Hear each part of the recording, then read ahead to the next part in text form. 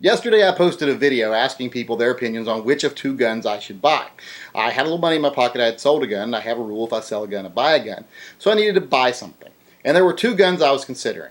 The two guns I was choosing from were the .380 ACP, Glock 42, and the .22 caliber Ruger 2245 Light.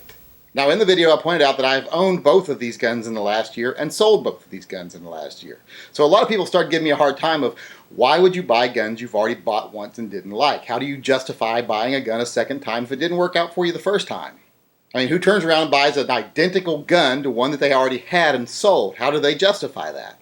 Well, it's easy. The guns aren't exactly identical. If you look at the Glock 42, it's been changed. Now, I don't know how many people are aware of this, but they made a lot of changes to the Glock 42.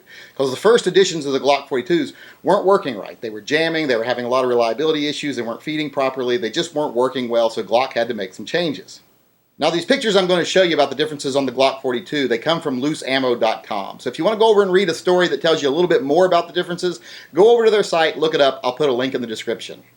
Now, one of the changes they made are the magazines. The top is completely different. The contours have changed drastically on the magazines. As you can see in the pictures here, they are different now.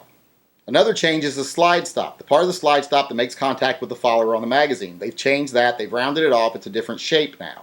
If you're wondering if you have the old slide stop or the new slide stop, you can tell because the new slide stops have a -1 at the end of their part number.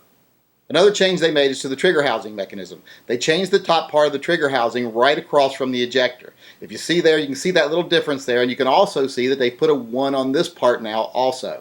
Now, if you look at the frames on the new guns, there's no obvious difference from the old frames, but they do mark the new frames with a 1. I've never seen a Glock marked in this spot before, but they put a 1 here. The fact that they felt the need to denote the old frames from the new frames tells me there might be a difference somewhere that we just aren't noticing. So as you can see, the Glock 42 is hardly the same gun. I guess they have perfected perfection now, or at least altered perfection. So it's not the same. So I can justify buying it easily because I can say, hey, this is a better gun now. They've fixed the problems. But I didn't buy the Glock.